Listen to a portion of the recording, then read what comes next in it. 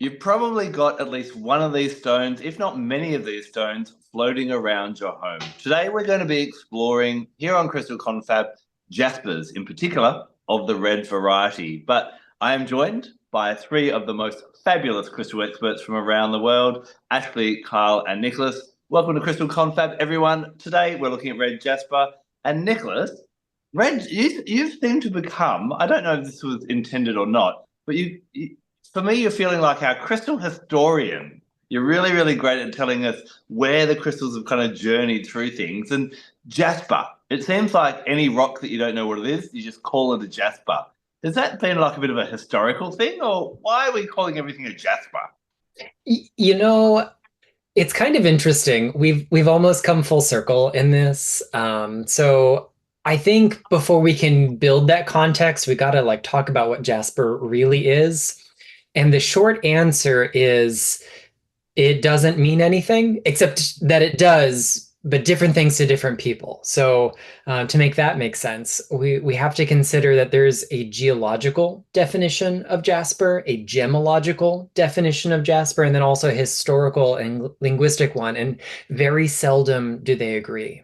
So if you ask a gemologist what the definition of Jasper is, you're usually going to get something, and Kyle's please correct me if I'm wrong here. You're usually going to get an answer that sounds a lot like a cryptocrystalline or microcrystalline variety of quartz. It is often defined as a variety of chalcedony. So chalcedony forms, and we have these length-fast, fibrous, microscopic crystals of quartz that form together. They usually form out of a kind of colloid or goo, if we want to be unscientific about it. And as that kind of gel solidifies, we get these tiny little crystals to emerge. And because of the way the crystal lattices kind of line up and twist and form those little fibers, there's space in between them. They don't form in neat little stacks like a box would because they're not shaped like a box. They're shaped like microscopic quartz crystals. And so they have a little bit of twist to them, a little spiral, and there's room in between, which allows for so much variety in color and texture and pattern in the chalcedony world. That's how we get our carnelians and our Botswana agates and blue lace agates and red jaspers and green jaspers and bloodstones. And I mean, if you name it, if it's chalcedony, that's what it is. Except the challenge here is that um, socially speaking, a lot of the things that get called jaspers are maybe in fact a variety of quartz, but don't meet that length fast fibrous definition that makes a chalcedony a chalcedony. So some of them are actually something called quartzine, which is a very, very close cousin to that. The crystals orient slightly differently, but still form in fibers. It makes room for different shaped gaps in there. We can also end up with chert, which is also known as flint, except when it's not. And then we get a whole bunch of other hard stones that don't necessarily fit a perfect little catch-all term. So we call them jaspers anyway, whether or not they are rich in silica, rich in quartz or not. And the truth is that this kind of lattermost definition is the one that we see most frequently applied in the historical record. When we look at early early writings about things called jaspers, they were often durable hard stones, which may or may not be rich in quartz. And now we've circled back around and we call everything that we don't have a good name for jasper. Dalmatian stone, not jasper. Kambaba stone, also not jasper. Bumblebee jasper, not jasper. Technically speaking, ocean jasper, not jasper. It's spherulitic chalcedony, which is a much sexier term anyway, if you ask a geologist.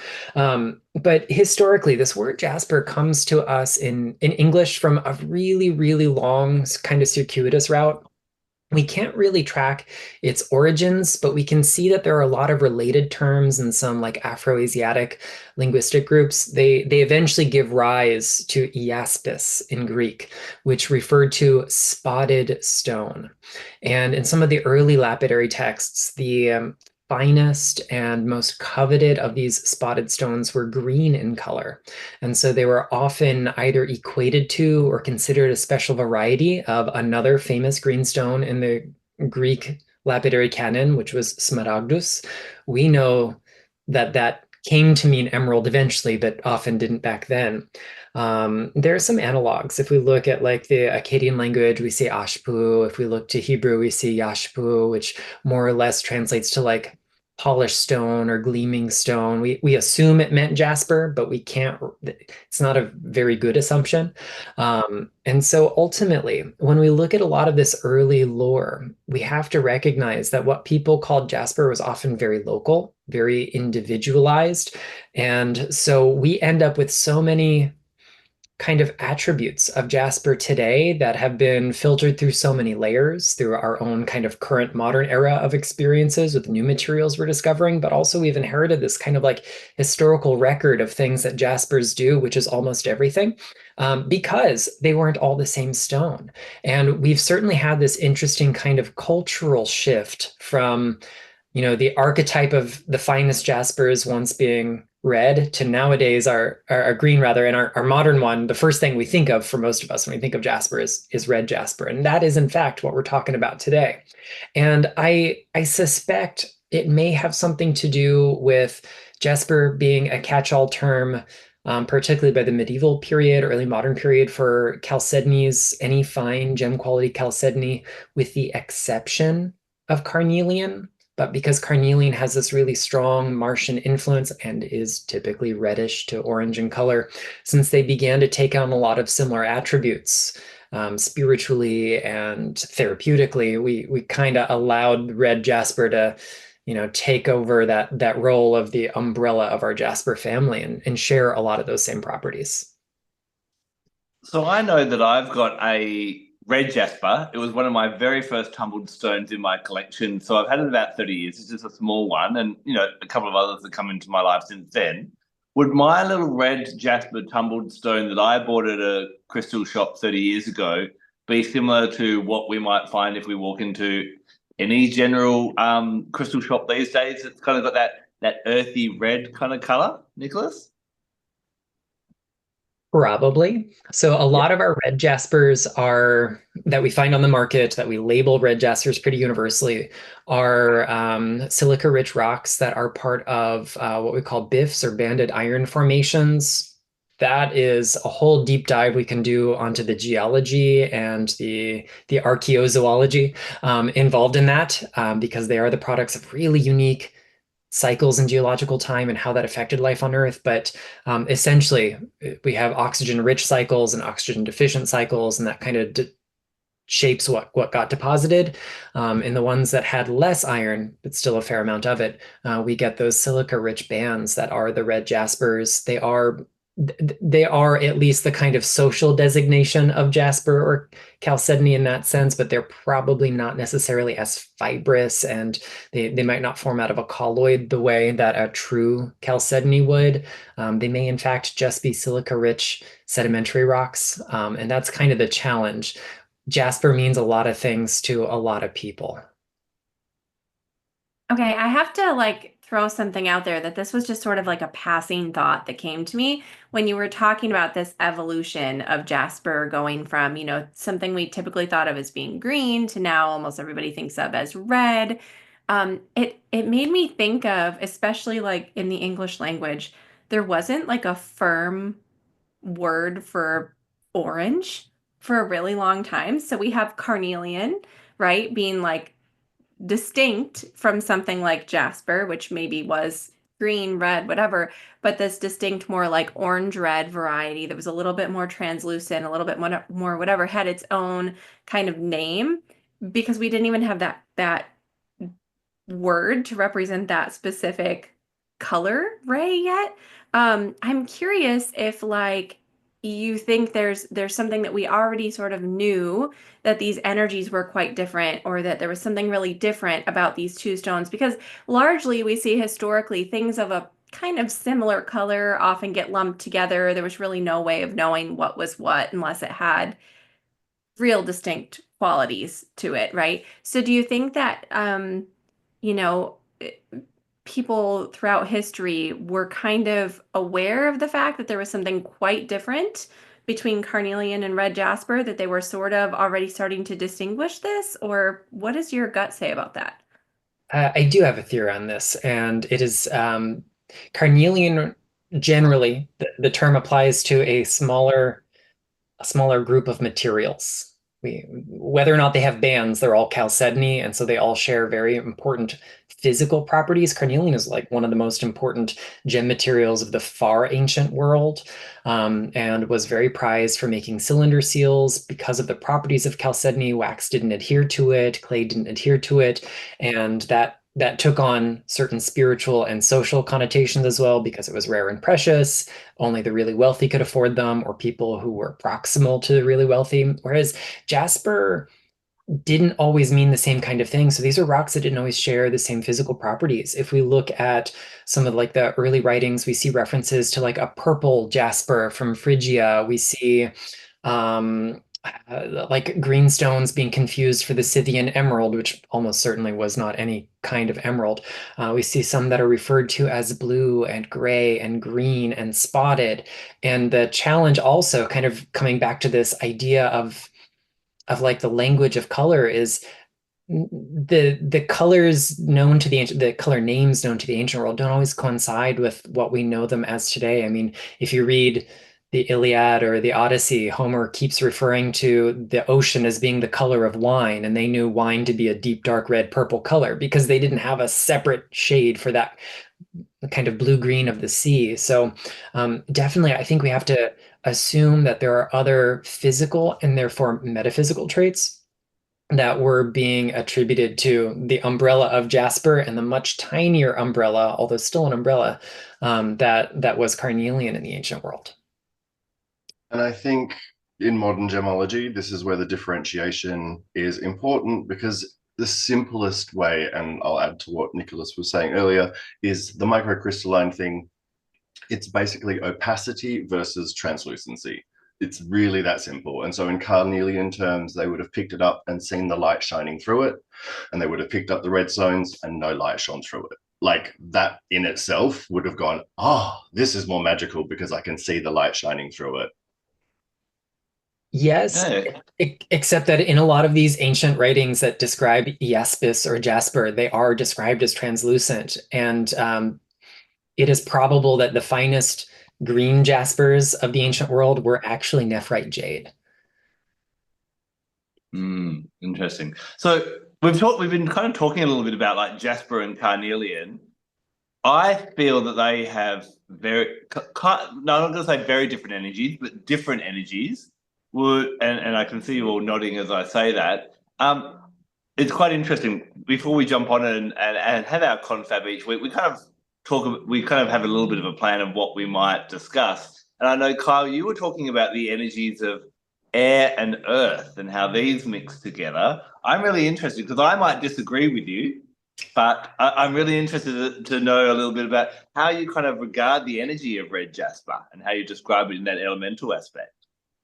Absolutely. For me, as someone who the elements and colors and crystals are all heavily, heavily intertwined, and the feeling of what the crystal is saying to me when I pick it up is going to be either earthy, fiery, watery, fluid, a combination of things. And Jasper's, red jasper specifically, always comes up with like a grounding, earthy, connect to the interconnectedness. And we've talked about this with chalcedony before, with blue lace agate, is the fact that there's this microcrystalline interconnectedness that helps me feel like it's more earthy. And then I think red jasper is probably iron heavy for the most part. And we've talked about how iron connects us to grounding, connects us to energy, connects us to our physical body. And for me, the physical body and the physical earth is how it intertwines. I know that our physical body has water and fire and all of the elements like working with it together, but it's the physical body, our physical reality, the element of earth is how I have connected with red jasper. And as someone, if you look at my astrological chart, there's no earth placements. I'm air, fire, and water. And my propensity to be ungrounded and cerebral and like is big and constant. And when I have been handed red jasper, it's like an immediate like feet on the ground, like the feet just go down.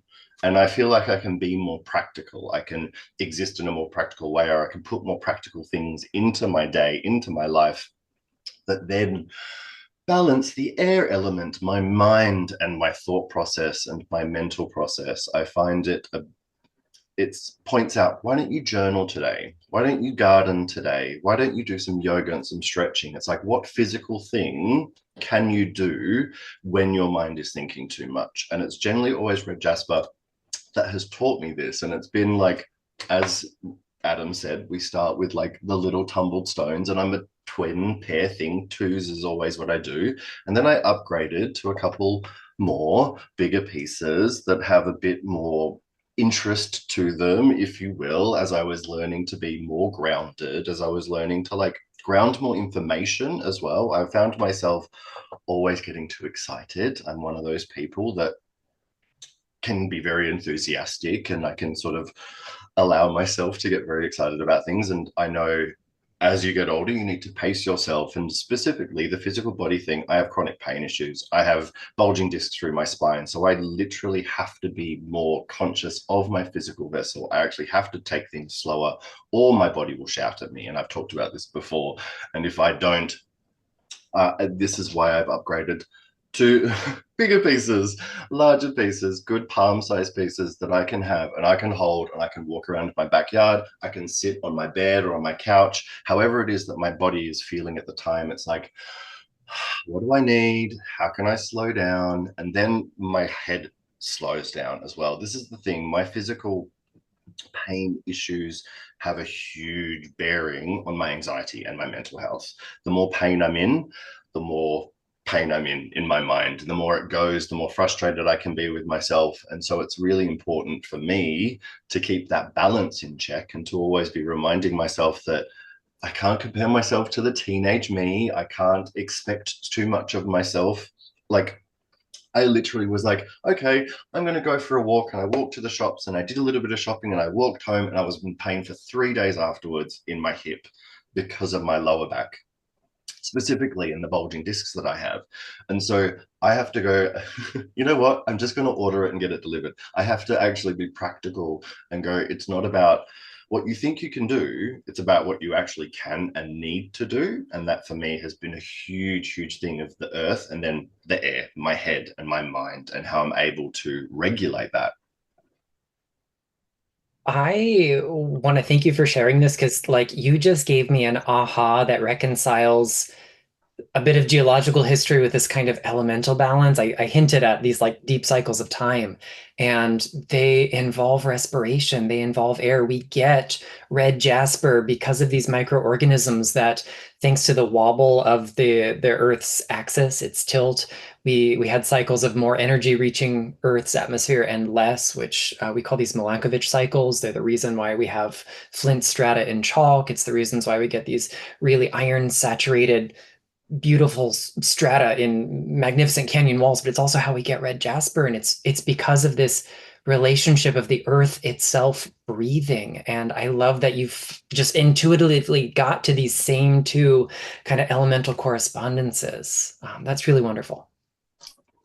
I love that. It's so excited. And I think the thing that has helped me is I don't have them on my table, except for one, is that especially this first piece, it's quite brecciated. So it's gone through that, like it's broken apart and come back together, and it's got a bit of quartz in it. It's helped that like mental process of, yes, you can break, yes, you can heal, yes, you can be strong enough to like do what you need to do. And my other favorite piece that I came across is Western Australian red jasper in malachite, or malachite in red jasper, and it comes from the Pilbara.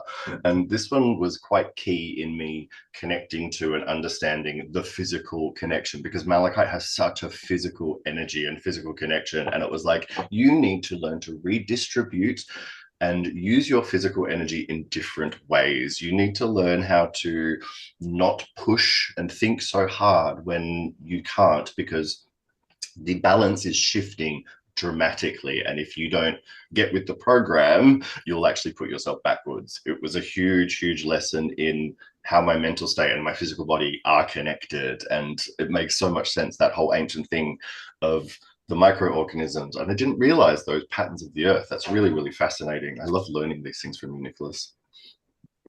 Kyle, I was really interested. I'm always love knowing how people use their crystals and get them off the shelf and are using them from a day-to-day practice. And as you were talking about your relationship with your red jaspers, you were saying that they're ones that you hold.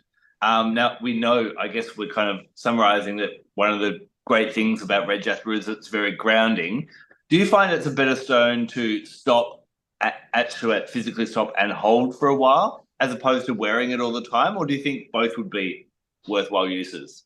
I love the immediacy of holding it and what it does. I've actually watched this. So my mum used to own a crystal shop, and we used to watch it with small children that were really hyperactive and would feel the buzz of the crystals, and they would be like, whoa. And my mum would hand them a piece of red jasper and they would calm down in seconds. And they would then be like, oh, asking questions, being curious, and not buzzing like they were. And, you know, it was a tumbled stone of red jasper, it was $3 or $2, they would be given the crystal, take it, it's all good. Everyone wins from this situation. But I would watch it in real time work. And that's why I was like, oh, I need to do this for me because I am not grounded at all. But also, like, wear it as a daily crystal, as a bracelet or a pocket stone or something that you just have on you, just so that you're reminded day to day what you're doing. I think both. It's very much por qué no las dos with this situation. Talking about that kind of settling down the mind as well, one of the favorite ways I really like to use red jasper is as a worry stone. So, you know, I find that, you know, obviously we get through the day and at the end of the night, people have got themselves in such a state or there's so much happening that falling asleep can be a bit of a hard challenge. So all I suggest is take your red jasper. I like to do things outside. I think anything outside nature, your crystals sing a lot more. And what you need to do is you either out loud or in your head, depending on how close your neighbors are and how crazy you want them to think you are, just basically talk to the crystal and tell them what your worries are. And what I've found, why I find this to be so powerful, is if we try and map our thoughts, they're like ping pong balls going around. They're not linear. But as soon as you have to speak it or even write it, you have to linearize it and it kind of settles a little bit. And the idea is then you send that energy into the crystal, it's kind of stuck, you know, it holds on to that energy, and then you leave that out on the earth throughout the night and let Mother Earth deal with that. And hopefully that will help you to get a bed night's rest as well. So I really love it for that. But I think actually you might be keen on actually taking a red jasper into the bedroom. Yeah, so this, I've just been kind of sitting listening to what all of you are sharing, and I'm feeling so connected to so many of the things that each of you has said. And I think especially Kyle, I want to mirror, I'm definitely someone that thinks of the crystals in terms of their elemental connections as well. That's a really big way that I feel their energy, that their energy kind of speaks to me, that it gives context for me on, how I can sort of relate to these stones. And red jasper for me is one of these rare crystals that I really feel all of the elements in. A lot of times, I gravitate toward like one, two. With red jasper, there are these bits of each of the elements there. So clearly we have that really earthy energy, that really grounding energy from that iron content that is so alive and so present, which I love, like a rough piece like this, because when you look at that grain texture up close, when you really feel it in your hands, it's like that iron is so alive and so present, and you get that great sort of grounding. And I definitely feel that air connection as well with the mental aspect, and especially calming those thoughts down. But a big one that comes through for me with red jasper is one you might not immediately think, and that's this water element connection. And the way that I feel that come through is really in this support of our intuition, of sort of leaning into the trust of our intuition. So if you're someone like me, especially in the beginning of like your intuitive development journey, you struggle with leaning into that intuitive guidance, trusting that intuitive guidance, red jasper can be an amazing companion. And Adam hinted at bringing red jasper into the bedroom, and the way that this comes through for me is always in this connection to dream practice. So I feel like red jasper is one of the greatest stones that we can work with for dream recall. So tucking a piece in your pillowcase, keeping one on your bedside table is so useful because, if you think about trying to remember your dreams, a lot of times we wake up, things are so crisp in our minds. Maybe we've had this really fantastical journey in the astral plane. Or maybe we've just had something that's like a little snippet that we are like, that's interesting. That really stood out. I don't remember the rest of what happened, but that felt really powerful. And the moment you open your eyes, or you reach for your dream journal, or you put your feet on the floor, it all sort of fades away, right? I'm sure I'm not the only one that's had that experience. So keeping that red jasper right there, and again, that act of getting really tactile and involved, physically holding it in your hands. And you can do this while your eyes are still closed, especially if it's in your pillowcase on your bedside table. Reach for that stone before you even open your eyes. Hold it for just a few minutes and sort of play that dream over and over in your mind. Try to see the detail, try to follow the thread, remember the plot line, whatever it is, getting that kind of the juicy bits of that experience out of it. You don't even necessarily have to try and interpret it right now. This is just about the recall, just about the memory, the connection of that experience. And then after you've had that couple of minutes to sort of really let it sink in, and it's that iron rich jasper that lets that really sink into your body, then you can put your feet on the floor. Then you can reach for the dream journal and jot down some notes, some bullet points. But the red jasper just helps it sort of anchor. And the other thing that I really like about it is a few days later, you can go back to that dream journal entry, or later that day, whatever works for you. Hold that red jasper again. And you might even want to pair this with some amethyst, which is great for, stimulating our intuition, and helping us interpret our dreams. But I find the red jasper almost acts like this sort of like tether, right, into our physical body while we're making that connection with the astral plane. So if you get to that space where you're revisiting that dream, you're trying to interpret, trying to understand what the meaning is there for you, it's helping you lean in and trust your intuition. And then especially paired with some amethyst, and you can just hold one in each hand for a few minutes before you start to really dive into this interpretation process. The amethyst can then pull through, this little bit of intuitive insight. It's kind of bringing that intuitive wisdom to the forefront of your conscious mind where you can interpret it. And the red jasper is helping you lean into that space of trust and sort of connect with that. So this is a really great stone for this whole sort of start to finish of dream recall, dream interpretation, understanding and gathering insight of things that might be important and meaningful and give you, solid information about what's alive for you right now, that might give you a little bit of a look into that subconscious mind, that might give you a little bit of a look into where things are headed in the future. And it's for this reason that I feel it really connected to the water element, because it's so deeply connected with intuition. And one other way that I see this come through is actually in pendulum dowsing. I am personally not a big pendulum person. I know a lot of people that are. I really struggle with using a pendulum for divination. I love a pendulum for reading energy. I feel like I'm a little bit more detached from outcomes in that way. So it's good for sort of scanning energy of a space, of an energy body, a field, an aura, something like that. But for me, trying to use a pendulum for divination is like torturous. It really is. It's so difficult because I feel like I have such a strong will, and sometimes I'm like really connected to the outcomes. And even if I'm not like, intentionally moving a pendulum in a certain direction to get it to tell me what I want to hear, I think subconsciously all those little micro movements, they're coming right through. And sometimes that can be affirming, don't get me wrong, right? Sometimes it's like you already know what the answer is and you're trying to get some confirmation. That's different. I'm just like showing myself what I want to hear. That's not always useful. So for me, pendulum dowsing is really tricky that way, but holding a red jasper before doing some pendulum dowsing, or better yet, working with a pendulum made of red jasper, I found helps just sort of balance this out a little bit.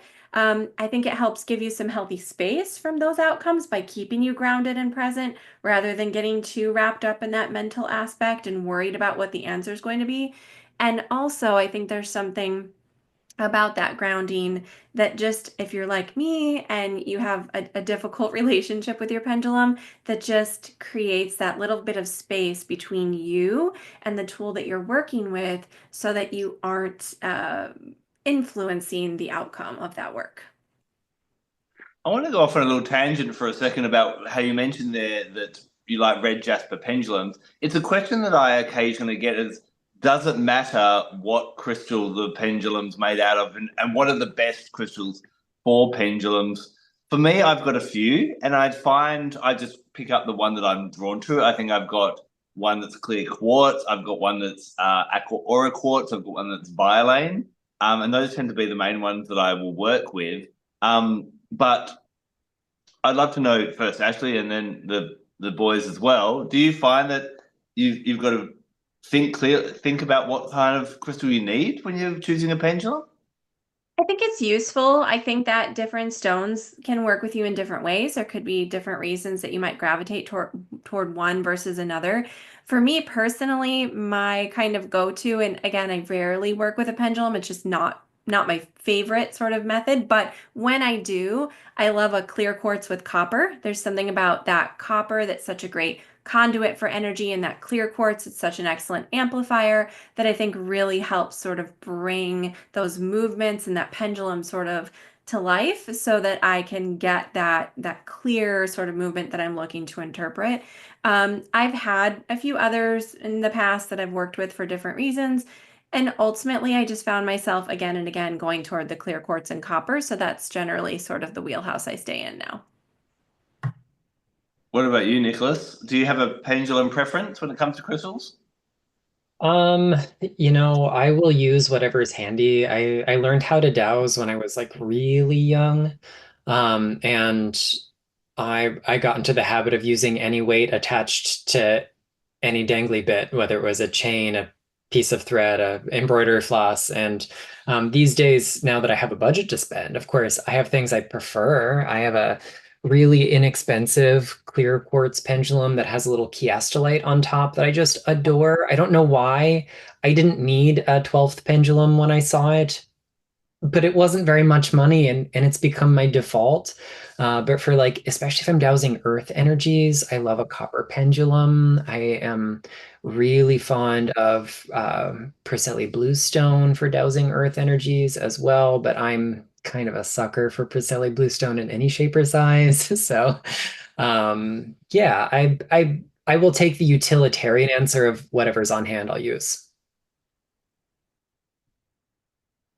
What about you, Kyle? So I am a pendulum breaker. I have too much energy for pendulums to work subtly with, and they will do, like, they have come off the chain. Every single pendulum that I have owned, I have broken. So for me personally, I now work with a wooden pendant on a chain, and that is my default pendulum because I can't break it. It is safe and sound, and it's literally a really beautiful little tactile brown with a couple of bits of paint on it. This little piece of wood that was a pendant that was given to me as a present, that just has the right shape, has the right movement, and I can't break it. So for me personally, go for whatever works. I definitely want to jump in too on what Nicholas said. Like, yeah, anything that's attached to like a bit of cord or string is great. I mean, like a really traditional pendulum would be anything that was like on a necklace, a pendant, an iron key on a piece of string works so great, especially for, like Nicholas mentioned, dowsing earth energies. There are so many options, so it doesn't have to be like the world's most fancy, beautiful thing, although there are lots of those available and they're kind of fun. But especially when you're sort of just getting started, to see if you even enjoy the practice, to see if it's something that resonates with you. Like it can be a bead on a piece of string. It can be a pendant that you have. Give it a try and see what you think. When I teach chakra balancing workshops, I actually get everyone, we get some cotton or some thread, and we all use star anise herbs and tie a bit on that, because star anise is actually renowned for being really great for helping with the third eye chakra and intuition as well. And that's how I can supply a group of 20 people with a pendulum each at a cost that's only a few dollars type of thing. So yeah, exactly right as well. I want to talk a little bit. It's interesting. I think we'd all agree that there's definitely an earth energy in red jasper. Kyle's kind of talked about how it can work with that earth and that air.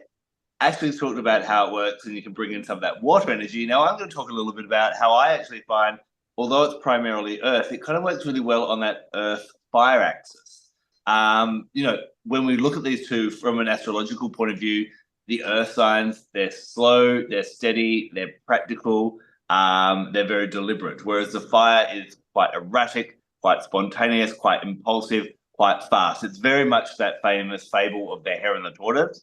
You've got the tortoise that's earth and the hare is fire, but both can win. We need both in our lives and we need that in balance. And I find that red jasper almost kind of has this dance in it. I feel that there's a contained flame within red jasper. And why, there is a method to our madness and how we choose our crystals each week. And the reason that we're talking about red jasper this week is this is the week that Mars goes into retrograde. Now, Mars, being one of our closest cousins in the solar system, in fact, is the major planet that goes into retrograde the least. It only goes into retrograde every second year. Now, I've talked, especially if you watched or listened to our Blue Barralet episode a couple of weeks ago, about when a planet goes into retrograde, what it does is it's like a parent and it leaves us at home by ourselves to see if we're going to burn the house down or to see whether we're going to thrive. So what do we know about Mars? We know that Mars traditionally is known as the planet of war. But again, turning that into a more modern twist or a modern interpretation, Mars is about our drive, our motivation, our passions. It's a very sexual, and it is a very fiery kind of planet. And so red jasper, I find, works really well with that. Now, what are we going to be expecting in the next couple of weeks? As remember, it's not on the day that a planet goes into retrograde, there's a major day. It's a wave. It comes in and it goes out. And what we're going to find is Mars, which is our primary awakener of passion and motivation, is going on holidays for a while. So how are we going to find? We're going to find that we just can't be bothered doing things as much. So there's going to be that lack of drive. Sometimes people do start to feel a little bit depressed. And I do like that kind of play on words where people go, when we're depressed, there is a need for deep rest. And this is a really great time for this. But the lesson, every retrograde has a really core lesson. And the core lesson of Mars, well, if Mars isn't motivating me to do it, think about Mars almost being like that gym instructor getting behind you and going, come on, one more rep, one more rep, one more rep. If Mars isn't there telling you to do it and you can't be bothered doing it, then why are you doing it? So Mars retrograde is a really great time to recognize our true passions and what we truly want to be doing with our life. It's a really great time to go, well, why am I driving all that way to do that one thing once a week? Why am I putting up with that meeting or putting up with that phone call that I'm actually not enjoying and that type of thing as well? Mars wants us to have a life that's full of passion. And what I love about red jasper is red jasper not only has this Mars energy of this dance between the earth and the fire, but it also is a really great stone for helping us to simplify our lives. Most people we talk to, if they said they've got nothing to do or too much to do, the majority of the world has got too much to do. And Mars retrograde is a really great time to go, well, hold on, if I can't, what are the small amount of things that I want to do well in my world, rather than being spread too thin, being overwhelmed, hating my life, or whatever that may be. So this is a beautiful stone. I would wear it, but maybe, in my social media, when Mars goes in retrograde, I put pondering questions out and type of asking things. Why am I doing this? What am I passionate about? What would my most fun life or my most inspiring life look like? That kind of journaling and sitting with red jasper, we'll just go, okay, well, maybe it is time to kind of cut some things. And then when Mars goes direct again, then you're living a life that you really want to life, following those passions rather than just doing what you're obligated to do. So it's a great stone for this week. Adam, how would you recommend incorporating like the red jasper for that visualization practice, journaling practice? However, someone can take the time to reflect on those things that are most meaningful. I know you said wearing a piece of jewelry would be great during this time, and well, okay, I have two questions. First is there another way we can incorporate red jasper? Second, I want to clarify, it's not that the red jasper is like pushing you through and making you do all the things anyway. We're not relying on it for the motivation. It's more the reflection, right? Yes, no, it is definitely more.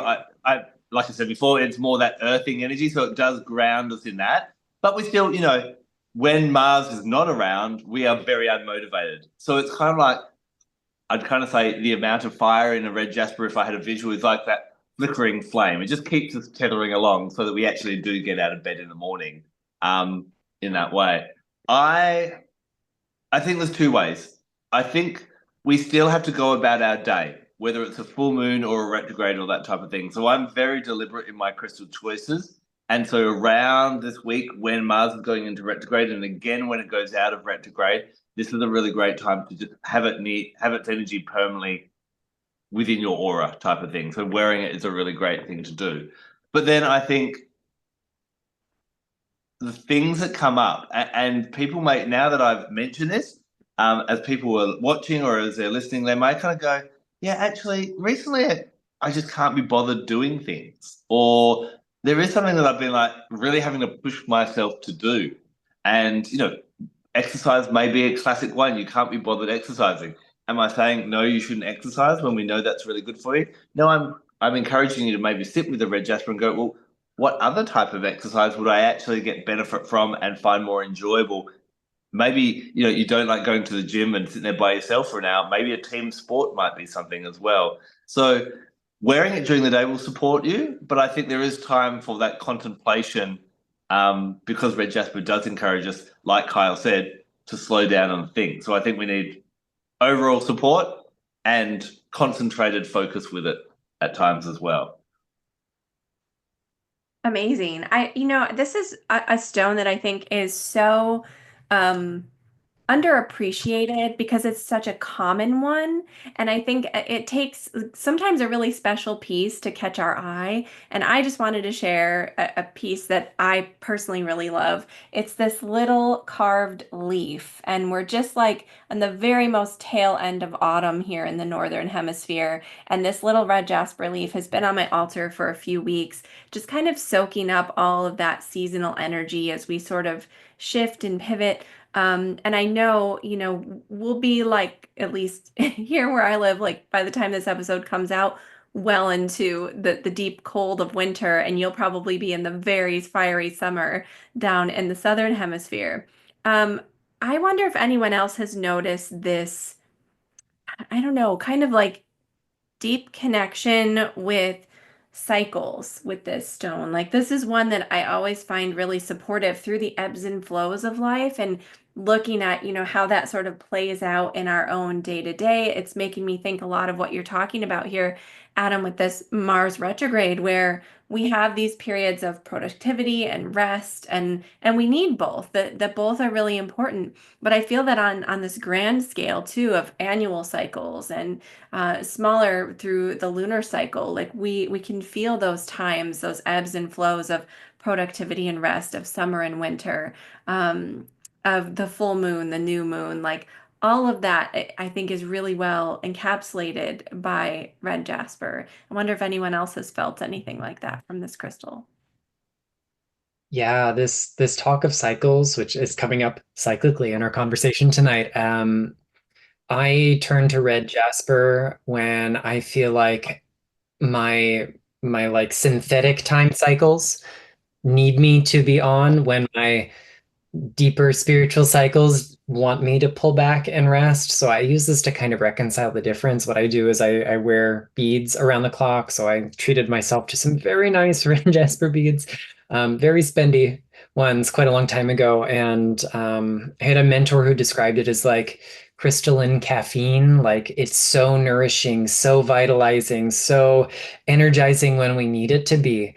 But unlike caffeine, it doesn't disrupt your whole cycle. It helps you draw from that wellspring that you've got and just apportion it differently. So when the cycle I'd prefer and the cycle that life requests of me don't line up, it's one of my go-tos. Another little, oh, sorry, Kyle, go on. I think for me, it's about the longer cycles because for me, I've been fiery for so long and it's been about the longer slowdown through my life. So for me, it's been a longer cycle stone of work that I think is attaching itself to the story beautifully. I was just as we were talking, another talking about the cycles of nature and thinking about rain for a second. I know I have seen some references, and I'm going to lean maybe to the North American, that there were some North American practices, maybe in some of the different tribes, that would use red jasper as a rain bringing stone. Can either of the Northerners comment to that at all? I do feel like I remember some references to that in some of the kind of like older late 80s, early 90s crystal books. I can't place them. I want to maybe lean toward melody here, but I can't place that for sure. But I would say I haven't seen that substantiated by any indigenous people that I've seen. I think the ritual was something along the lines of that I saw was putting red jasper maybe in some water and then take it like making an elixir, then throwing the water in the air as a prayer for rain kind of thing and letting it all fall upon you, type of thing. But I think, when I talk about that, there's a caveat of, when Mother Nature does what Mother Nature knows best, and how often should we be encouraging it to rain anyway? Maybe there's other things we should focus on with our red jasper, like calming our own farm. But yeah, it was another interesting reference, and it kind of leans into what Nicholas was saying at the start. Is there's been so much discrepancy in what on earth a red jasper actually is, and that would suggest why around the world in different times as well, different uses have cropped up and gone, it's good for this. Yeah, and I think one thing to note that happens here in North America quite a bit is that a lot of writers, particularly white writers, will attribute some practice that they largely made up to an indigenous culture, or they'll say it's a quote unquote ancient practice, trying to give it more legitimacy when it's just something that they've made up. So anytime you see references that way, definitely take them with a grain of salt because a lot of the practices that do exist in these very much like alive, living cultures are closed practices and wouldn't necessarily be shared. Or if they are open practices, they're largely distorted or incorrectly described. So something to keep in mind. Before we wind up, I'd love to just find out if anyone has any other practical uses because I am so keen on that as well. I do also want to acknowledge, Ashley, I love that you said to put the red jasper in your pillow slip. I think we've all got many books from some of the well-known crystal authors, and there's lots that always say, put it under your pillow.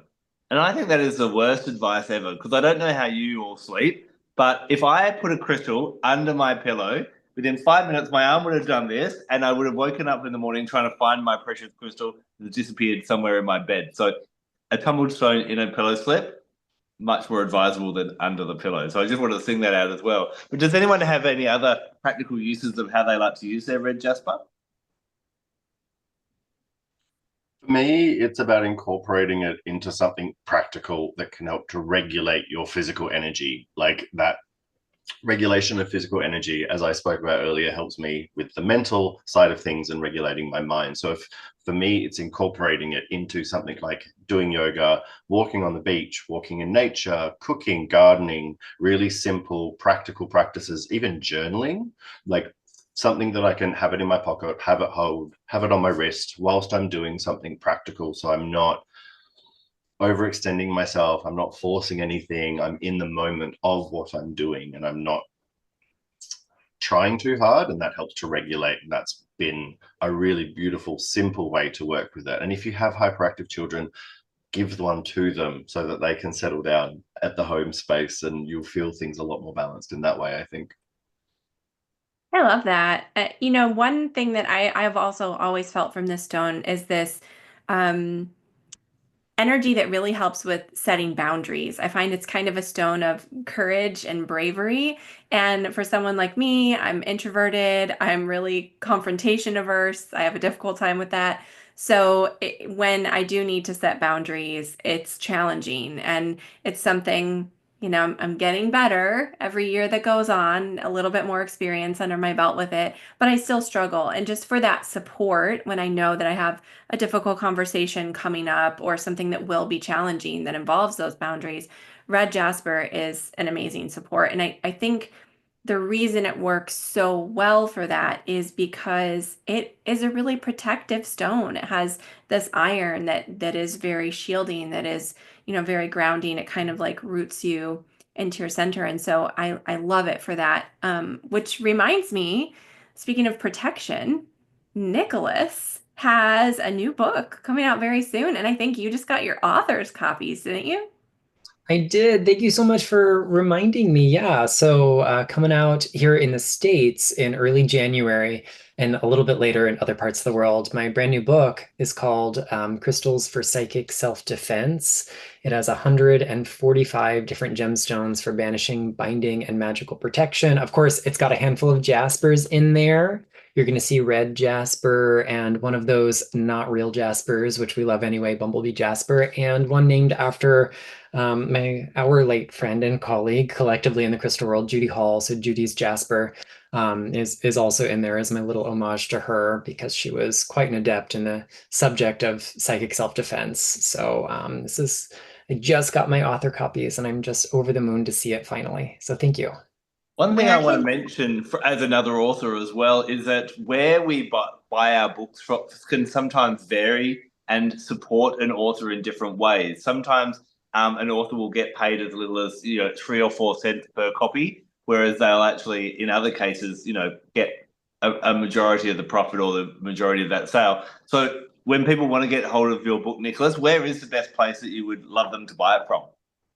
Well, of course, my mantra is every copy sold is a good copy sold. So individual accessibility comes first. If all you can do is order on Amazon or one of the other big box stores so it can come to you because that is what you need and that's what works for your life, I'm going to celebrate that. But please go find your local indie bookstore.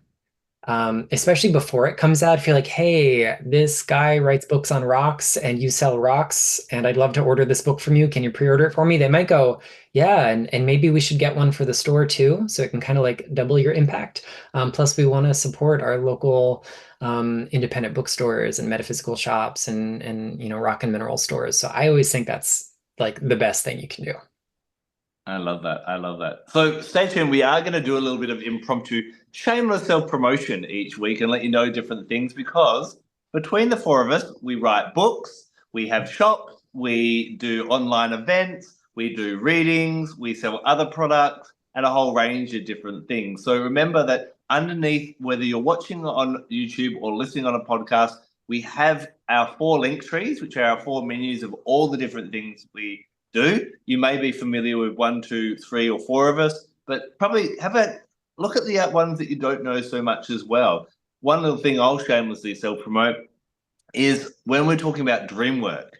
I work with a particular type of juniper berry, which when you anoint it on the soles of your feet, it will stop night terrors in children, but everyone else, it actually makes your dreams more vivid.